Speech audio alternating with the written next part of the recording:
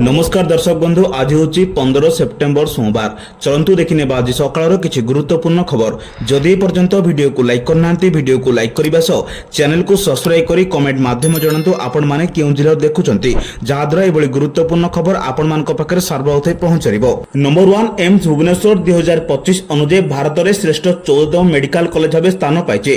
यह सहित यह देश में श्रेष्ठ 100 शिक्षानुष्ठान मध्य स्थान पाई, जहाँ एक विरल सफलता। एम्स भुवनेश्वर कार्यनिर्वाही निदेशक तथा सीईओ डॉक्टर आशुतोष विश्वास कहते 2021 31तम और 2024 15तम स्थान उन्नति मेडिकल शिक्षा स्वास्थ्य सेवा और गवेषणा अनुष्ठान निरंतर प्रतिबद्धता को प्रमाण करुचे। अवसंरचना उन्नयन रोगी सेवा शिक्षा गवेषणा अनुष्ठान प्रतिष्ठा आदि क्षेत्र में उल्लेखनीय प्रगति सफलतार मूल कारण। डॉक्टर विश्वास कहते यह सफलता एम्स भुवनेश्वर परिवार सामूहिक कठिन परिश्रम और निष्ठार फल। नंबर 2 केन्दुझर में गस्त सारी रविवार अपराह्न मुख्यमंत्री मोहन चरण माझी स्वतंत्र हेलिकप्टर भुवनेश्वर में फेरी। गतकाल विभिन्न कार्य जोगदे स्थानीय सर्किट हाउस रे यात्री जापन करथिले। रात्रि दलीय नेता कर्मी तथा विभिन्न वर्गर लोकों सहित भेटी आलोचना करथिले। आज दिन में तांको भेटी समस्या जणाइबाकू आसिबा लोकों मध्य भेटिथिले। एही अवसर में स्थानीय लोकों अभियोग शुणिबा सह अभियोग पत्र ग्रहण करी खूब शीघ्र समाधान करने आश्वासना मध्य देइथिले। नंबर 3 राज्य में वर्षा स्थिति को नहीं आईएमडी डॉक्टर मृत्युंजय महापात्र सूचना देइछन्ति। से कहछन्ति आसंता 20 तारिख बेलकू आउ एक घूर्णिबलय सृष्टि होबार संभावना रही। तेबे आजर स्थिति में यह अधिक घनीभूत होबार संभावना नहीं। लघुचाप जोगु 2 दिन धरी वर्षा हेउतिला ताहा धीरे धीरे कमिबो।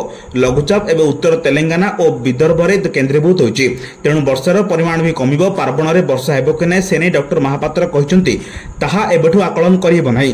कोनोसी बात्या किंबा अवपात सृष्टि होबार संभावना नहीं। ओडिशार वर्तमान मौसुमी जीव नाही। घूर्णिबलय निकट हेले स्थिति बाबद स्पष्ट हो बोली आईएमडी कहते। नंबर 4 एणिकी शनिवार 12:30 पर्यंत खोला रहिबो समस्त सरकारी शिक्षानुष्ठान। एने खोर्धा जिला शिक्षाधिकारी विज्ञप्ति जारी करिसेंति। एथिरे अवहेला कले दृढ़ कार्यानुष्ठान नियाजिबो एपरि कड़ा निर्देश दैछन्ति जिला शिक्षाधिकारी। एने खोर्धा जिलार समस्त ब्लॉक शिक्षाधिकारी को चिठी कर दैछि। चिठी रे उल्लेख अछि जे शनिवार विद्यालय गणशिक्षा विभाग शासन सचिव शालीन पंडित खोर्धा गस्तरे आस्थिबा बेले बेगुनिया ब्लॉक रो विभिन्न प्राथमिक स्कूल परिदर्शन रे जाइतिले। हेठारे किछि प्राथमिक स्कूल 11टा सुधा बंद होइतिबा देखिबाकू पाइतिले। एपरिकि शनिवार ठीक भाव स्कूल परिचालना न होइतिबा देखुतिले। ताहाकू नै सचिव विरक्ति प्रकाश करथिले। शिक्षागत कैलेंडर 2025-26 रे निर्दिष्ट समाप्त कार्यकालित विशेष करी शनिवार दिन स्कूल समय संपर्क में कड़ा अनुपालन निश्चित करने निर्देश देइथिले। नंबर 5 सहारा इंडिया जमाकारी मानकू आ 5000 कोटी टंका फेरस्त मिलिबो। केंद्र सरकार अनुरोध क्रमे सुप्रीम कोर्ट ए संक्रांत रे निर्देश दैछन्ति। भारतीय प्रतिभूति और विनिमय बोर्ड निकट में सहारा ग्रुप पक्षरु जमा कर दैथियो प्राय 25,000 कोटी राशि 5,000 कोटी टंका प्रदान करा जिवो। एने विचारपति सूर्यकांत और विचारपति जयमाल बागची खंडपीठ निर्देश देइछन्ति। सहारा ग्रुप ऑफ कोऑपरेटिव सोसाइटी जमाकारी मानकू ए अर्थ फेरस्त करा जिवो।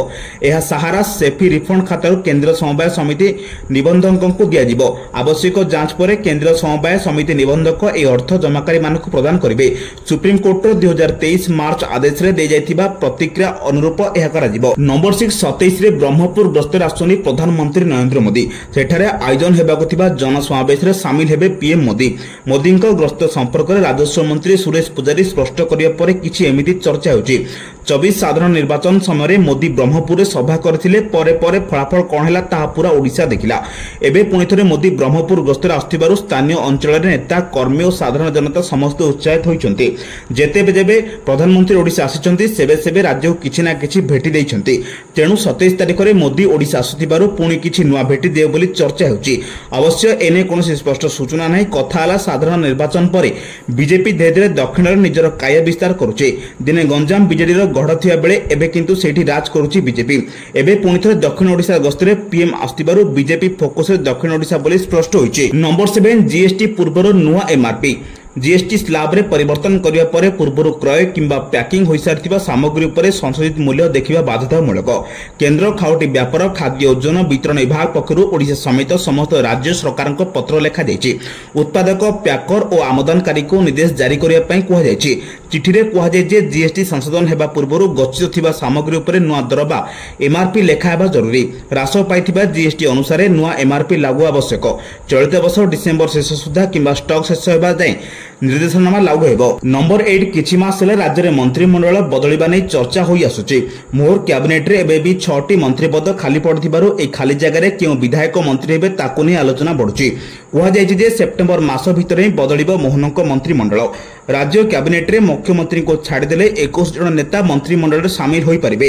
ହେଲେ ଏବେ କିନ୍ତୁ ମୋହନଙ୍କ କ୍ୟାବିନେଟରେ କେବଳ 15 ଜଣ ମନ୍ତ୍ରୀ ସାମିଲ ଅଛନ୍ତି। କିନ୍ତୁ ମନ୍ତ୍ରୀଙ୍କୁ 2ରୁ 3ଟି ବିଭାଗର ମନ୍ତ୍ରୀ ପଦ ମଧ୍ୟ ମିଳିଛି। ତେଣୁ ଏହିସବୁ ମନ୍ତ୍ରୀଙ୍କ ପାଖରୁ ଦାୟିତ୍ୱ ହଟାଇ କିଛି ନୂଆ ବିଧାୟକମାନଙ୍କୁ ମନ୍ତ୍ରୀ ପଦ ଦିଆଯାଇପାରେ ବୋଲି ଚର୍ଚ୍ଚା ହେଉଛି। ଏଥର ଇଲେକ୍ସନରେ 78 ଆସନ ଜିତି ସରକାରଙ୍କୁ ଆସିଛି ବିଜେପି, ଯେଉଁଥିରେ 54 ଜଣ ନୂଆ ବିଧାୟକ ରହିଥିବା ବେଳେ 24 ଜଣ ହେଉଛନ୍ତି ପୁରୁଣା ବିଧାୟକ। ତେବେ ଏହି ବିଧାୟକମାନଙ୍କ ଭିତରୁ କିଛି ନେତାଙ୍କୁ ନୂଆ କରି ମନ୍ତ୍ରିମଣ୍ଡଳରେ ସାମିଲ କରାଯିବା ସହିତ ବର୍ତ୍ତମାନ ମନ୍ତ୍ରୀ ଥିବା କିଛି ନେତାଙ୍କ ପଦରୁ ହଟାଯାଇପାରେ ବୋଲି ଚର୍ଚ୍ଚା ହେଉଛି। ନମ୍ବର 9 ଲଘୁଚାପ ପ୍ରଭାବରେ ଆଜି ବି ସାରା ରାଜ୍ୟରେ ବର୍ଷା ସମ୍ଭାବନା ରହିଛି। ସବୁ ଜିଲ୍ଲା ପାଇଁ ୟେଲୋ ୱାର୍ଣ୍ଣିଂ ଜାରି ହୋଇଛି। ହେଲେ 6 ଜିଲ୍ଲାରେ ପ୍ରବଳ ବର୍ଷା ସମ୍ଭାବନା ରହିଛି। ମୟୂରଭଞ୍ଜ, କେନ୍ଦୁଝର, ସୁନ୍ଦରଗଡ଼, କଳାହାଣ୍ଡି, ରାୟଗଡ଼ା, ନବରଙ୍ଗପୁର ଜିଲ୍ଲାରେ ପ୍ରବଳ ବର୍ଷା ହୋଇପାରେ। ସେହିପରି ଆସନ୍ତାକାଲି ମଧ୍ୟ ସାରା ରାଜ୍ୟରେ ବର୍ଷା ଅଛି। ମୟୂରଭଞ୍ଜ, କେନ୍ଦୁଝର, ସୁନ୍ଦରଗଡ଼ ସହ ଗଞ୍ଜାମ, ଗଜପତି ଓ ରାୟଗଡ଼ା ଜିଲ୍ଲାରେ ପ୍ରବଳ ବର୍ଷା ପାଇଁ ୟେଲୋ ୱାର୍ଣ୍ଣିଂ ଜାରି କରିଛି ଆଞ୍ଚଳିକ ପାଣିପାଗ କେନ୍ଦ୍ର। ଆସନ୍ତା 18 ତାରିଖ ପର୍ଯ୍ୟନ୍ତ ବିଭିନ୍ନ ଜିଲ୍ଲାରେ ବର୍ଷା ନେଇ ପାଣିପାଗ ବିଭାଗ ପକ୍ଷରୁ ସତର୍କତା ଜାରି କରାଯାଇଛି। ନମ୍ବର 10 ପ୍ରଧାନମନ୍ତ୍ରୀ ନରେନ୍ଦ୍ର ମୋଦି ଏବେ ଆସାମ ଗସ୍ତରେ ଥିବାବେଳେ ସେଠାରେ ଏକ 5.8 ତୀବ୍ରତାର ଭୂମିକମ୍ପ ହୋଇଛି। ଏହି ଭୂମିକମ୍ପର ପ୍ରଭାବ ଉତ୍ତର ପୂର୍ବରୁ ଆଉ କିଛି ରାଜ୍ୟ ଓ ପଶ୍ଚିମବଙ୍ଗର ବି ଅନୁଭୂତ ହୋଇଥିଲା। ସ୍ଥାନୀୟ ଅଧିକାରୀମାନେ କହିଛନ୍ତି ଯେ ଅପରାହ୍ନ 4:41 ସମୟରେ ଏହି ଭୂକମ୍ପ ଆସିଥିଲା। ଏହି ଭୂକମ୍ପରେ କେନ୍ଦ୍ରସ୍ଥଳ ଆସାମର ଅନ୍ୟ ଏକ ଜିଲ୍ଲା ଉଦଲଗୁଡ଼ିରେ ଭୂପୃଷ୍ଠର ପ୍ରାୟ 5 କିଲୋମିଟର ଗଭୀରତାରେ ରେକର୍ଡ କରାଯାଇଛି। ଆସାମ ବ୍ୟତୀତ ଭୁଟାନ ଏବଂ ପଶ୍ଚିମବଙ୍ଗର ଉତ୍ତର ଭାଗରେ ମଧ୍ୟ ଏହି ଭୂମିକମ୍ପର ଝଟକା ଅନୁଭୂତ ହୋଇଥିଲା। ଗୌହାଟୀରେ ଭୂମିକମ୍ପର ତୀବ୍ରତା 5.8 ମାପ କରାଯାଇଛି। ତଥାପି ଏପର୍ଯ୍ୟନ୍ତ କୌଣସି ମୃତାହତ କିମ୍ବା ଆହତ ଏବଂ କୌଣସି ସମ୍ପତ୍ତି କ୍ଷତିର ଖବର ନାହିଁ। ଏବଂ ଏ ପୂର୍ବରୁ 2 ସେପ୍ଟେମ୍ବର ମଧ୍ୟ ଆସାମରେ ଏକ ଭୂମିକମ୍ପ ଆସିଥିଲା। ତାହାର ତୀବ୍ରତା ରିକ୍ଟର ସ୍କେଲରେ 3.5 ରେକର୍ଡ ହୋଇଥିଲା। ନମ୍ବର 11 ରାଜଧାନୀକୁ ଅପରାଧ ମୁକ୍ତ କରିବାକୁ ଅଣ୍ଟା ଭିଡ଼ିଛନ୍ତି ରାଜ୍ୟ ସରକାର। ଏଥିପାଇଁ ସରକାର ମାନବ ସମ୍ବଳ ବଦଳରେ ଏଆଇ କୁ ଅସ୍ତ୍ର କରିଛନ୍ତି। ସାରା ରାଜଧାନୀକୁ ଏଆଇ ନିୟନ୍ତ୍ରିତ କରିବାକୁ ମେଗା ଯୋଜନା ପ୍ରସ୍ତୁତ କରାଯାଇଛି। ସହରର ପ୍ରମୁଖ ଛକରେ 3100ଟି ଏଆଇ କ୍ୟାମେରା ଲଗାଇବାକୁ ନିଷ୍ପତ୍ତି ହୋଇଛି। ଏହି କ୍ୟାମେରା ଏତେ ଉଚ୍ଚତାକ୍ଷମ ସମ୍ପନ୍ନ ଯେ କି ମହିଳା କିଏ ପୁରୁଷ କେଉଁ ରଙ୍ଗ ଏସବୁକୁ ଉଠେଇ ପାରିବ। ଅପରାଧୀ ଓ ଗାଡ଼ିକୁ ବି ସହଜରେ ଧରିଦେବ। ପୂର୍ବରୁ ପ୍ରତି 1000 ଜନସଂଖ୍ୟାରେ 75ଟି ସାଧାରଣ କ୍ୟାମେରା ଲାଗୁଥିଲା। କିନ୍ତୁ ଏଆଇ କ୍ୟାମେରା 2000 ଲୋକଙ୍କ ଉପରେ ନଜର ରଖିପାରିବ। ରାଜ୍ୟ ସରକାରଙ୍କ ଚୂଡ଼ାନ୍ତ ମୋହର ବାଜିବା ପରେ ଏହା ଟେଣ୍ଡର ପ୍ରକ୍ରିୟା ଆରମ୍ଭ ହୋଇଛି। ଅଧିକାରୀମାନେ ବିଦେଶରେ ବିଭିନ୍ନ ସହର ବୁଲିବା ସହ ସେଠାରେ ଟ୍ରାଫିକ ଓ ଅପରାଧ ନିୟନ୍ତ୍ରଣ ବ୍ୟବସ୍ଥାର ଅନୁଧ୍ୟାନ କରି ରିପୋର୍ଟ ଦେବା ପରେ ସରକାର ପ୍ରଥମେ ପର୍ଯ୍ୟାୟରେ ରାଜଧାନୀରେ ଏଭଳି ଅତ୍ୟାଧୁନିକ ଜ୍ଞାନକୌଶଳ ଜରିଆରେ ଅପରାଧ ଓ ଟ୍ରାଫିକ ନିୟନ୍ତ୍ରଣ କରିବାକୁ ନିଷ୍ପତ୍ତି ନେଇଛନ୍ତି। ଯଦି ଫଳପ୍ରଦ ହୁଏ ପର୍ଯ୍ୟାୟକ୍ରମେ ଅନ୍ୟ ସହରରେ ବି ଏହି ବ୍ୟବସ୍ଥା ଅପଣାଇ ପାରିବ। ନମ୍ବର 12 ସେପ୍ଟେମ୍ବର 17 ତାରିଖ ହେଉଛି ପ୍ରଧାନମନ୍ତ୍ରୀ ନରେନ୍ଦ୍ର ମୋଦିଙ୍କ 75ତମ ଜନ୍ମଦିନ ଦିବସ। ଏକ ସଶକ୍ତ ଓ ବିକଶିତ ଭାରତ ଗଠନରେ ପ୍ରଧାନମନ୍ତ୍ରୀଙ୍କ ନେତୃତ୍ୱ ସାରା ବିଶ୍ୱରେ ପ୍ରଶଂସା ଅର୍ଜନ କରିଛି। ଓଡ଼ିଶାର ବିକାଶ ପ୍ରତି ପ୍ରଧାନମନ୍ତ୍ରୀଙ୍କ ସ୍ୱତନ୍ତ୍ର ଦୃଷ୍ଟି ରହିଛି। ରାଜ୍ୟରେ ବିକାଶ ପ୍ରତି ତାଙ୍କର ନିଷ୍ଠାକୁ ସମ୍ମାନ ଦେଇ ସେହି ଗୋଟିଏ ଦିନରେ 75 ଲକ୍ଷ ଚାରା ରୋପଣ କରାଯିବ ବୋଲି ମୁଖ୍ୟମନ୍ତ୍ରୀ ମୋହନ ଚରଣ ମାଝୀ କହିଛନ୍ତି। ଏହି ଭିଡିଓ ବାର୍ତ୍ତାରେ ମୁଖ୍ୟମନ୍ତ୍ରୀ କହିଛନ୍ତି ଯେ ଦୁନିଆର ସବୁଠୁ ବଡ଼ ଆଶୀର୍ବାଦ ହେଉଛି ମା। ନିଜ ଜନ୍ମଦାତ୍ରୀ ମା ଭଳି ଧରିତ୍ରୀ ଆମ ମଧ୍ୟ ଏକ ମା। ନିଜ ମା ପ୍ରତି ସ୍ନେହ ଭଲ ପାଇବା ପ୍ରଦର୍ଶନ କରିବା ସହ ଧରିତ୍ରୀ ମାର ସୁରକ୍ଷା ଲାଗି ପ୍ରଧାନମନ୍ତ୍ରୀ ଏକ ପେଡ୍ ମା କେ ନାମ বা মা ପାଇଁ ଗଛଟି ଅଭିଯାନ ଆରମ୍ଭ କରିଛନ୍ତି। ଗତ ବର୍ଷଠାରୁ ଆରମ୍ଭ ହୋଇଥିବା ଏହି ଅଭିଯାନ ଏକ ଜନ ଆନ୍ଦୋଳନରେ ପରିଣତ ହୋଇଛି। ଏହି ଅଭିଯାନର ଦ୍ୱିତୀୟ ସଂସ୍କରଣରେ ଚଳିତ ବର୍ଷ ରାଜ୍ୟବ୍ୟାପୀ 7.5 କୋଟି ଗଛ ଲଗାଇବାକୁ ଲକ୍ଷ୍ୟ ରଖିଛି। ନମ୍ବର 13 ଅଧାରୁ ପାଠ ପଢ଼ି ଛାଡ଼ିଥିବା ବିଦ୍ୟାଳୟ ଆଦୌ ନାମ ଲେଖାଇ ନଥିବା ତଥା ବିଦ୍ୟାଳୟ ବାହାରେ ଥିବା ପିଲାମାନଙ୍କୁ ଶିକ୍ଷାର ମୁଖ୍ୟ ସ୍ରୋତରେ ସାମିଲ କରିବା ପାଇଁ ସମ୍ବଲପୁରରେ ରାଜ୍ୟବ୍ୟାପୀ ଅଭିଯାନ ଆୟୋଜିତ ଆସ ସ୍କୁଲ ଯିବା ସଚେତନତା ପଦଯାତ୍ରାରେ କେନ୍ଦ୍ର ଶିକ୍ଷାମନ୍ତ୍ରୀ ଧର୍ମେନ୍ଦ୍ର ପ୍ରଧାନ ସାମିଲ ହୋଇଛନ୍ତି। ଏହି ଅବସରରେ ଆୟୋଜିତ ସ୍ୱତନ୍ତ୍ର କାର୍ଯ୍ୟକ୍ରମରେ ଶ୍ରୀ ପ୍ରଧାନ କହିଛନ୍ତି ପ୍ରଧାନମନ୍ତ୍ରୀ ନରେନ୍ଦ୍ର ମୋଦିଙ୍କ ଦୃଷ୍ଟିପୂର୍ଣ୍ଣ ଜାତୀୟ ଶିକ୍ଷା ନୀତିରେ ମୂଳ ଉଦ୍ଦେଶ୍ୟ ହେଉଛି ଦେଶରେ ପ୍ରତ୍ୟେକ ପିଲାଙ୍କୁ ସ୍କୁଲକୁ ଆଣିବା ଏବଂ ସେମାନଙ୍କୁ ମାତୃଭାଷାରେ ଶିକ୍ଷା ପ୍ରଦାନ କରିବା। ଡ୍ରପ୍ ଆଉଟ୍ ହ୍ରାସ କରିବା ସହ ବିଦ୍ୟାଳୟରେ ଛାତ୍ରଛାତ୍ରୀଙ୍କ ନାମଲେଖା ବୃଦ୍ଧି, ବିଦ୍ୟାଳୟ ଭିତ୍ତିଭୂମିର ବିକାଶ, ସାକ୍ଷରତା ହାର ବୃଦ୍ଧି କରିବା ଦିଗରେ ମଧ୍ୟ ଆମ ସରକାର ଯତ୍ନଶୀଳ। ଶିକ୍ଷା ମନ୍ତ୍ରାଳୟ ଉଲ୍ଲାସ ନବଭାରତ ସାକ୍ଷରତା କାର୍ଯ୍ୟକ୍ରମ 2025 ଅଧୀନରେ 15 ବର୍ଷ ବୟସରୁ ଅଧିକ ନିରକ୍ଷର ଥିବା ଲୋକଙ୍କୁ ସାକ୍ଷର କରିବା ପାଇଁ ମଧ୍ୟ ପଦକ୍ଷେପ ନିଆଯାଉଛି। ସେହିପରି ସମ୍ବଲପୁରରେ ସ୍କୁଲକୁ को जाउतिबा छात्र छात्री संख्या अन्य जिला अपेक्षा बहुत भल अछि।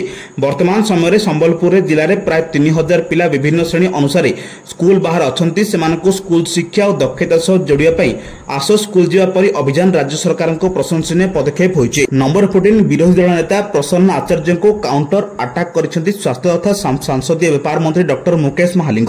से कड़ा जवाब रखिसेंती चाषी सबुठ अधिक चिंता करथिबा सरकार हेउछि आम सरकार।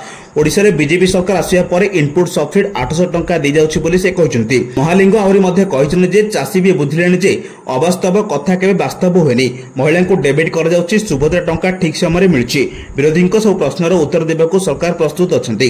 विधानसभा रे विरोधी प्रसंग उठाइले सरकार आलोचना समय संपूर्ण प्रस्तुत अछंती बोली मंत्री कहिसेंती।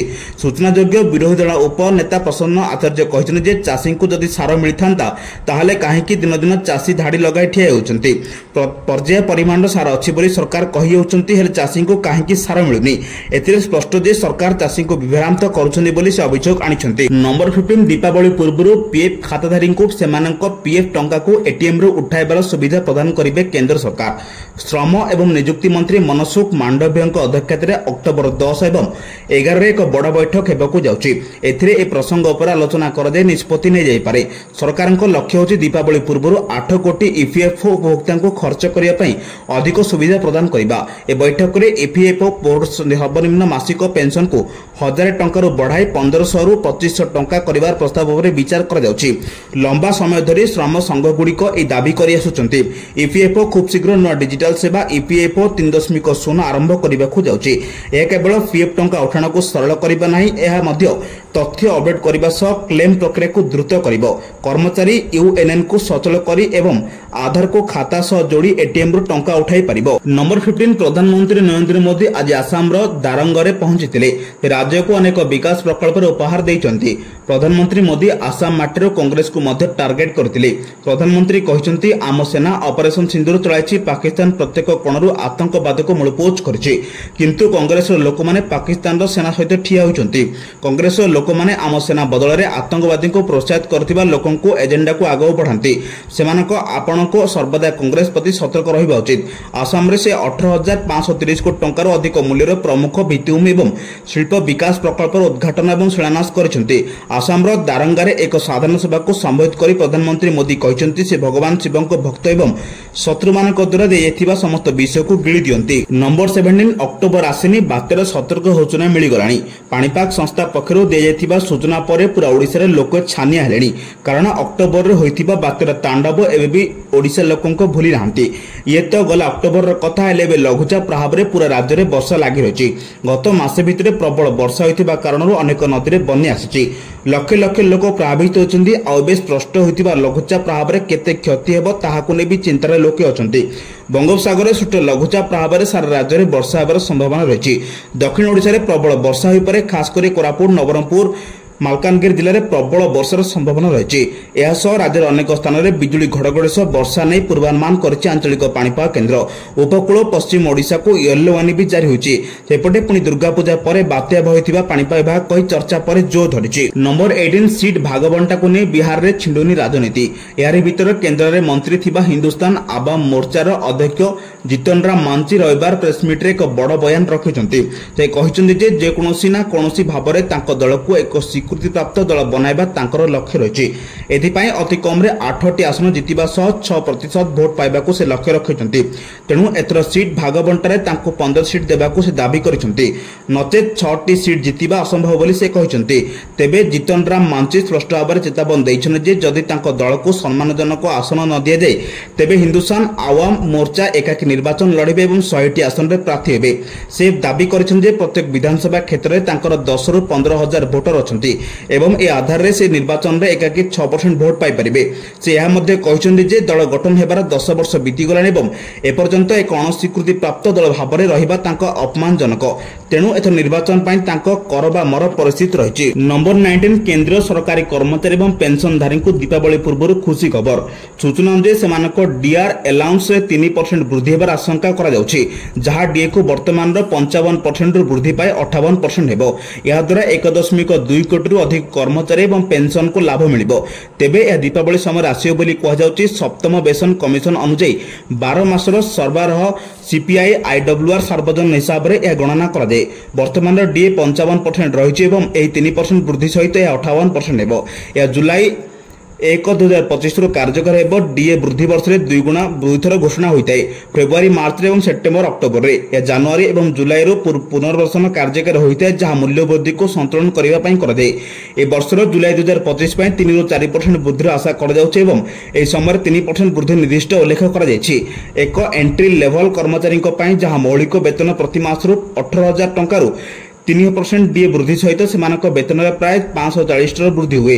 जदि कौन कर्मचारी मौलिक वेतन 18,000 और मोट वेतन 30,000 तेबे से डीए रु 9,990 वृद्धि पाई 10,440 जार वृद्धि 450 टंका रहिबो। नंबर 20 आईन पूर्त अबकारी मंत्री पृथ्वीराज हरिचंदन अनुगुल ग्रस्त अवसर में विभिन्न प्रसंग में सूचना देइछन्ति। से कहिछन्ति 27 तारिख में प्रधानमंत्री नरेंद्र मोदी गंजाम जिला को आसिबार कार्यक्रम रही।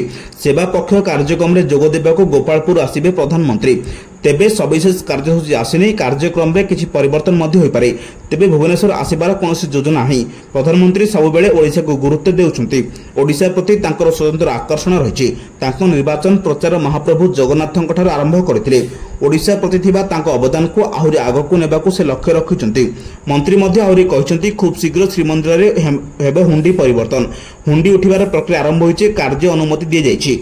हुंडी उठिबार 7 दिन भितर धाड़ी दर्शन प्रक्रिया आरंभ हेबो। अनुगुल पूर्त विभाग चलथिबा विभिन्न प्रकल्पर समीक्षा पर पूर्त मंत्री पृथ्वीराज हरिचंदन कहिछन्ति अनुगुल जिले में किछि प्रकल्प विलंब होइतिला। किभଳି प्रकल्प ठीक समय सरिबो ताहा पर गुरुत्व दिए जाइछि।